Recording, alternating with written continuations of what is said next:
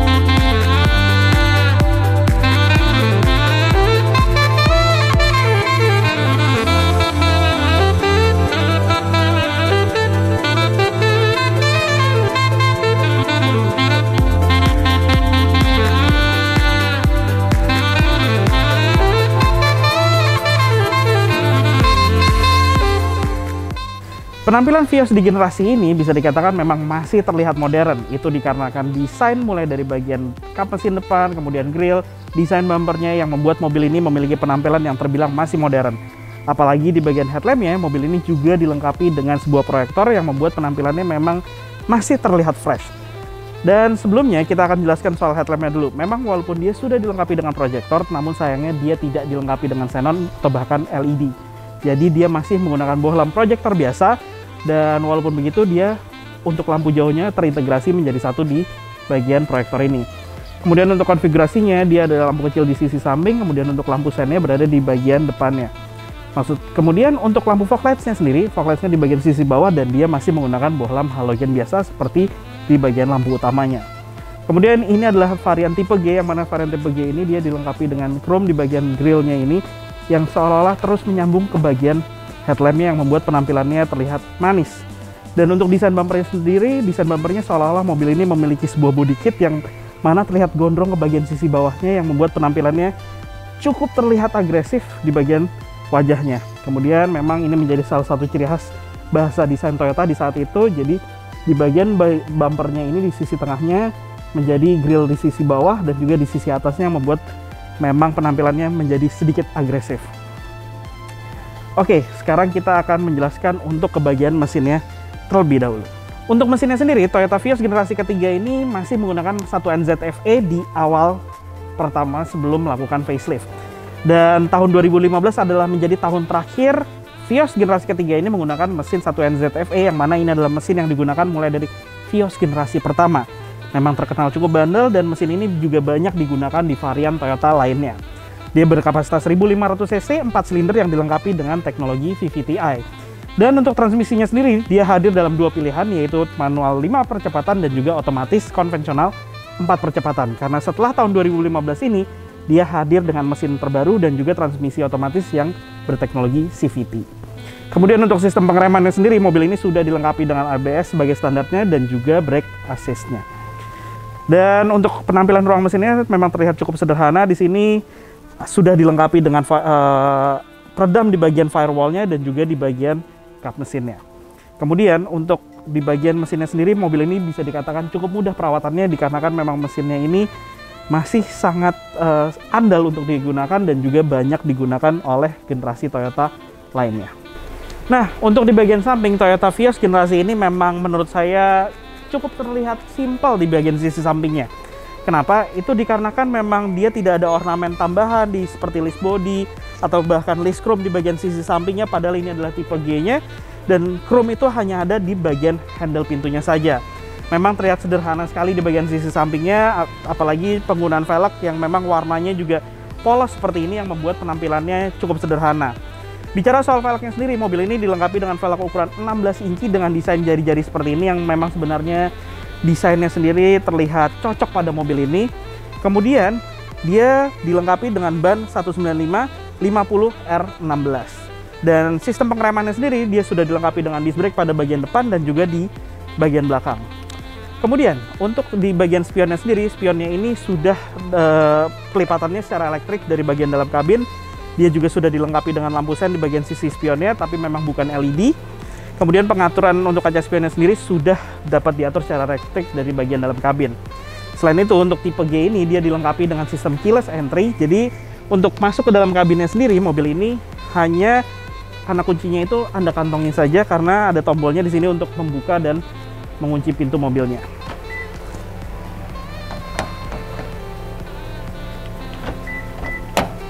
Seperti itu. Dan pada saat Anda melakukan penguncian mobil, kaca spionnya akan terlipat secara otomatis. Nah, untuk penampilan di bagian belakangnya, semenjak Vios di generasi ini memang mobil ini dibuat terlihat sedikit ke arah mewah. Itu dikarenakan memang mulai dari bagian lampu belakangnya, kemudian juga list chrome di bagian sisi tengahnya yang seolah-olah membuat list chrome ini menyambung ke bagian lampu belakang dengan desain lampu belakang yang terus ke bagian samping melebar. Itu membuat penampilan mobil ini memang terlihat lebih cantik.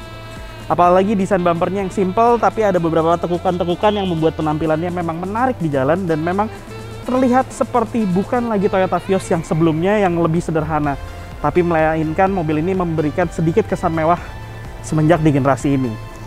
Kemudian di bagian belakangnya sendiri dia memiliki konfigurasi lampu belakang, yaitu adalah lampu sen, lampu mundur, dan juga lampu rem yang menyatu juga dengan lampu senjanya. Dan dia dilengkapi dengan 2 titik sensor parkir untuk tipe G seperti ini. Dan di bagian bawah bumper ini hanyalah sebuah reflektor yang sebenarnya apabila Anda melakukan modifikasi bisa dijadikan untuk lampu fog lights belakang. Kemudian di bagian belakang sendiri dia dilengkapi dengan defogger kaca belakang dan ada antena radionya di sisi atas sisi terbelakang. Kemudian untuk akses bagasinya sendiri, akses bagasi ini bisa dilakukan dari dalam kabin, dari luar kabin, dan juga dia bisa diakses melalui anak kuncinya yang keyless seperti ini, tinggal ditekan tombolnya seperti ini. Oke, sekarang kita lihat bagasinya. Untuk kapasitas bagasinya Anda bisa lihat di sini, dia memiliki kapasitas bagasi yang cukup lumayan, cukup lega di sini, dan memang rata sekali di bagian sisi bagasinya, tidak ada tonjolan yang membuat kapasitasnya bisa menjadi maksimal. Dan di bagian bawahnya juga ada tempat penyimpanan untuk ban serepnya, yang mana ban serepnya ini juga ukurannya sama persis dengan yang menempel di keempat rodanya. Dan apabila Anda ingin menambah kapasitas bagasinya, Anda dimungkinkan untuk melipat jok baris keduanya ke depan sehingga Anda mendapatkan kapasitas yang lebih lega, tapi memang tidak bisa maksimal karena di bagian sisi kiri dan kanannya masih ada pilar dari suspensi mobil ini. Nah, sekarang kita ada di bagian interiornya nih, dari Toyota Vios, yang mana ini adalah Vios 1 generasi sebelum yang paling terakhir. Oke, di bagian interiornya sendiri, mobil ini sebenarnya memang Vios itu punya kemiripan dengan saudaranya sendiri, yaitu Yaris di sini. Dan Vios ini mendapatkan interior yang kombinasinya terlihat lebih mewah, itu dikarenakan dengan dashboard di bagian sisi atasnya ini berwarna hitam, sedangkan di bagian bawahnya ini berwarna beige alias coklat muda. Dan ini nyaris ke seluruh bagiannya, bahkan untuk bahan joknya sendiri pun bahan fabric dengan berwarna beige seperti ini. Dan uniknya dia di bagian tengahnya ini seolah-olah seperti bahan karung yang membuat penampilan interiornya ini cukup menarik gitu, simple. Oke. Sekarang kita mulai dulu dari posisi mengemudinya. Posisi mengemudi mobil ini sebenarnya bisa diatur, banyak sekali pengaturannya untuk kursinya. Ini ada pengaturan untuk ketinggian dan kerendahannya yang diatur dengan model tuas, kemudian juga slidernya maju dan mundur seperti ini, dan sudut kemiringan sandaran, serta headrestnya sendiri pun bisa diatur ketinggiannya. Untuk seat beltnya posisinya fix, tidak dapat diatur. Kemudian instrumen cluster ini juga mirip juga dengan Toyota Yarisnya, jadi modelnya dia ada 3 buah penunjuk analog. Jadi penunjuk analognya di sisi sebelah kiri itu adalah RPM, kemudian di bagian tengah speedometer, dan di sisi sebelah kanan itu adalah penunjuk untuk tangki bahan bakar. Dan dia ada layar kecil di bawah speedometernya sendiri, di mana layar ini menampilkan beberapa informasi. Nah, informasinya itu ada jam, kemudian posisi tuas transmisi khusus untuk transmisi otomatis. Di bawahnya itu ada odometer dan kita bisa pencet seperti ini. Kemudian ada trip meternya. Kemudian ada jarak yang bisa ditempuh dari sisa bahan bakar yang ada, informasinya yang disampaikan itu. Terus ada konsumsi bahan bakar secara rata-rata dan juga ada konsumsi bahan bakar secara real time-nya juga ada di sini. Kemudian juga ada kecepatan rata-rata juga disampaikan di sini. Dah, itu aja, tidak ada informasi lainnya. Kemudian di lingkar kemudinya, nah lingkar kemudinya sendiri dia punya kualitas sebenarnya dia berlapis dengan kulit aslinya di sini, tapi memang ada sedikit kelemahannya, nanti akan saya jelaskan. Kemudian di bagian lingkar kemudi ini lucunya di bagian palangnya ini juga ada yang disebut-sebut sebagai jahitan palsu yang sama persis seperti di bagian dashboard ini. Memang sebenarnya menimbulkan kesan mewah nih di bagian-bagian seperti ini, seolah mobil ini dilapisi dengan kulit asli dan ada jahitannya di bagian dashboard, door trim, dan juga lingkar kemudinya. Tapi memang ini benar-benar model jahitan palsu disebutnya oleh banyak netizen. Kemudian model lingkar kemudinya cukup sporty, palang 3 seperti ini dengan ada sentuhan berwarna silver atau abu-abu gelap, yang mana ini juga senada dengan di bagian dashboard, kemudian juga di bagian door trimnya, dan juga di bagian sekitar dari tombol power window ini. Kemudian lingkar kemudi ini di sini juga ada tombol pengaturan, di mana ini adalah pengaturan untuk pada bagian audio mobil ini. Jadi ada mode, kemudian juga pengaturan volume, dan juga pengaturan tracknya. Di belakang lingkar kemudi, nah di belakang lingkar kemudi ini standar, sebelah kanan tuas lampu utama, kemudian juga dia menjadi satu dengan tuas untuk lampu fog lights, lampu sen, dan juga lampu dimnya. Sedangkan di sisi sebelah kiri adalah tuas untuk wiper kaca depan, yang mana dia juga ada fitur intermittent now. Kemudian di bagian tengahnya, di bagian sisi tengah dashboard, mobil ini sudah dilengkapi dengan head unit, yang mana head unitnya adalah model layar dengan layar sentuh, di mana ada beberapa fitur, yaitu fitur radio, kemudian juga ada bisa memutar DVD, ada Bluetooth-nya, kemudian juga ada fitur internet, jadi memang mobil ini bisa disambungkan dengan WiFi. Kemudian juga ada beberapa fitur lainnya, yang mana konektivitas USB, kemudian juga apabila Anda melakukan konektivitas iPod itu juga bisa di sini, serta Anda juga bisa memasukkan micro SD dan juga ada USB-nya, serta AUX 3,5 mm. Oke, lanjut ke bagian bawah. Sisi tengahnya ini ada AC, dengan di bagian tengahnya ada tombol hazard. Kemudian untuk pengaturan AC-nya hampir full digital semuanya. Di sini ada layar di bagian tengahnya. Di sini sisi sebelah kiri ada untuk pengaturan temperatur, kemudian juga pengatur arah angin, dan juga ada pengatur untuk blowernya, dengan cara hanya menekan salah satu tombol, kemudian kita putar arah blowernya, kemudian temperatur juga seperti itu, kita putar, dan kita switch lagi, kita pindahkan untuk pengaturan arah angin.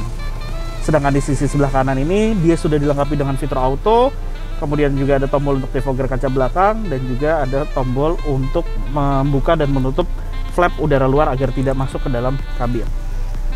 Oke, di sini ada soket 12 volt, tempat penyimpanan terbuka di depan tuas transmisi dan di belakang tuas transmisi, dan juga Anda mendapatkan konsol di bagian tengah. Ada tempat penyimpanannya, tidak terlalu besar memang, tapi cukup, dan ini bisa beralih fungsi juga sebagai handrest. Kemudian di bagian sebelah kanan ada tempat untuk penyimpanan yang bisa dijadikan cup holder. Di sini juga ada tombol. Nah, ini adalah mobil Toyota Vios yang tipe G, di mana tipe G sendiri sudah dilengkapi dengan tombol start stop engine. Jadi dia sistem kuncinya sudah keyless. Kemudian di sini ada tombol untuk pengaturan kaca spion kiri kanan, yang mana sistem pelipatannya juga secara elektris. Kemudian untuk tombol power window di sini fitur auto hanya hadir untuk bagian pengemudi saja, sedangkan yang lainnya ini hanya power window biasa. Kemudian di sini juga ada tombol untuk child lock untuk kaca power window-nya, dan juga tombol untuk central lock-nya. Untuk tempat penyimpanannya sendiri, door pocket-nya ukurannya cukup medium, tidak terlalu besar, dan Anda tidak dimungkinkan untuk menyimpan botol minuman dengan ukuran besar.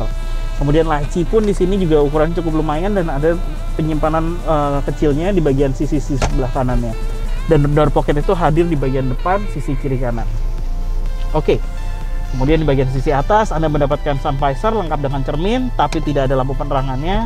Namun Anda mendapatkan reading light untuk masing-masing sisi, dan ini juga bisa menjadi fungsinya untuk lampu penerangan kabin secara keseluruhan. Dengan satu tombol yang tinggal digeser seperti ini, lampunya akan menyala berbarengan. Oke. Kemudian untuk fitur keselamatannya sendiri, mobil ini sudah dilengkapi dengan airbag pada bagian pengemudi, kemudian di bagian penumpang sebagai standarnya. Nah, sekarang kita pindah yuk ke bagian belakangnya. Oke, sekarang kita berada di kabin bagian belakangnya nih. Dan pada saat duduk di bagian belakang, memang Toyota Vios ini bisa saya katakan bahwa dia memiliki kabin yang cukup lega untuk di bagian legroomnya. Anda bisa lihat di sini. Ini adalah posisi mengemudi saya dengan postur saya memang hanya 165 cm. Tapi saya yakin bahwa apabila posturnya lebih tinggi daripada saya pun, saya akan masih mendapatkan legroom yang lega. Namun untuk headroomnya sendiri, memang Toyota Vios ini bisa dikatakan cukup minim, karena memang model desain dari mobilnya secara keseluruhan di bagian atap belakangnya ini mulai melandai, dan postur saya yang 165 cm ini sekitar tersisa 3 jari lah. Dan kemudian kaki Anda bisa selonjor ke bagian bawah jok baris pertama, membuat sedikit rasa nyaman di sini untuk melakukan perjalanan jauh.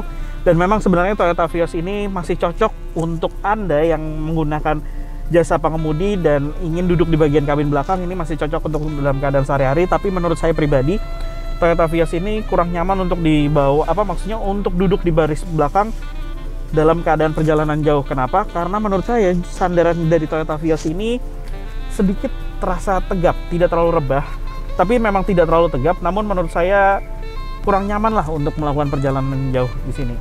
Dan mobil ini kini sudah dilengkapi dengan headrest, yang mana headrestnya ini bisa diatur ketinggiannya untuk di bagian sisi kiri dan kanan, dan dia juga dilengkapi dengan headrest untuk penumpang ketiga di bagian tengah ini. Dan memang lantainya di bagian bawah ini juga rata, nyaris rata, jadi penumpang yang duduk di sisi kiri dan kanan tidak perlu berebut dengan penumpang yang ada di bagian tengah. Kemudian di bagian tengah ini juga Anda mendapatkan armrest, yang mana armrestnya ini bisa memiliki fungsi untuk menjadi sebuah cup holder, di mana di sini ada 2 buah cup holder. Dan untuk sistem keselamatannya di bagian belakang ini, Anda juga mendapatkan seatbelt 3 titik untuk 3 orang penumpang secara sekaligus. Bicara untuk tempat penyimpanannya, mobil ini hanya mendapatkan tempat penyimpanan yaitu backseat pocket, sebuah cup holder yang menjadi satu di bagian konsol tengah sisi depan, dan untuk di door pocketnya sendiri Anda tidak dapat ada tempat penyimpanan di sini, yang dimungkinkan hanya Anda meletakkan barang-barang di belakang kaca, di belakang headrest ini. Tapi mungkin memang tidak disarankan untuk meletakkan banyak barang di sini karena akan berbahaya apabila melakukan pengereman mendadak. Kemudian kurangnya dari mobil ini juga di bagian belakang ini Anda tidak mendapatkan lampu penerangan kabin. Jadi di sisi belakang ini cukup sederhana fitur-fiturnya pada Toyota Vios ini. Oke. Dan apabila Anda tertarik untuk memiliki mobil ini, hal apa aja sih yang harus Anda perhatikan? Hal yang harus Anda perhatikan saat ingin membeli Toyota Vios generasi ini, yang mana untuk kita mulai dari bagian mesin adalah perhatikan pada saat Anda melakukan test drive, yaitu mulai dari transmisi otomatisnya, apakah perpindahan giginya terasa halus atau menyentak. Apabila dia mulai terasa menyentak, ada masalah yang akan muncul di bagian transmisinya, dan itu sebaiknya Anda perlu hindari dalam melakukan pembelian mobil tersebut, karena kedepannya pasti akan ada masalah dan Anda harus mengeluarkan biaya yang lebih. Kemudian yang kedua adalah mobil ini dilengkapi dengan electric power steering, dan umum sekali electric power steering ini mengalami kerusakan dimulai dari suara oblak yang lama-kelamaan akan membuat setirnya terasa berat dan juga sulit untuk dikontrol, dan itu biayanya pun cukup lumayan karena tidak bisa di repair pada saat ini. Dan apabila Anda melakukan penggantian, harus melakukan satu set utuh melakukan penggantian dengan unit yang baru. Untuk di bagian interior, Toyota Vios ini dan beberapa Toyota lainnya sering terjadi, yaitu adalah lingkar kemudinya memang aslinya dia dilengkapi dengan pelapis kulit. Namun sayangnya sekali pelapis kulitnya ini sering kali mengalami kulit yang mengelotok seperti ini. Alhasil membuat penampilannya sangat jelek sekali pada mobil ini. Dan ini biasanya dikarenakan memang keringat dari tangan si pengemudi sebelumnya dan membuat kulitnya ini mudah sekali mengelotok. Jadi ini sering banget terjadi dan membuat Anda harus mengeluarkan sedikit dana ekstra untuk merapihkan lingkar kemudinya, karena apabila tidak dirapikan akan membuat tangan Anda hitam-hitam seperti ini nih. Perhatikan juga pada panel-panel mobil ini, mengingat mobil ini dilengkapi dengan panel-panel berwarna silver seperti ini. Seringkali terjadi adalah karena mobil ini ada orang-orang yang memang melakukan perawatan ke salon mobil atau bahkan meletakkan minyak pewangi mobil yang membuat sebenarnya panel-panel ini lemah terhadap cairan pembersih atau bahkan cairan untuk wangi mobil, yang membuat panelnya ini akan terbakar. Jadi dia akan bernoda seperti hitam-hitam di bagian beberapa panel silvernya, dan seringkali terjadi juga mulai membotak pada bagian panel di sekitar tombol power window-nya.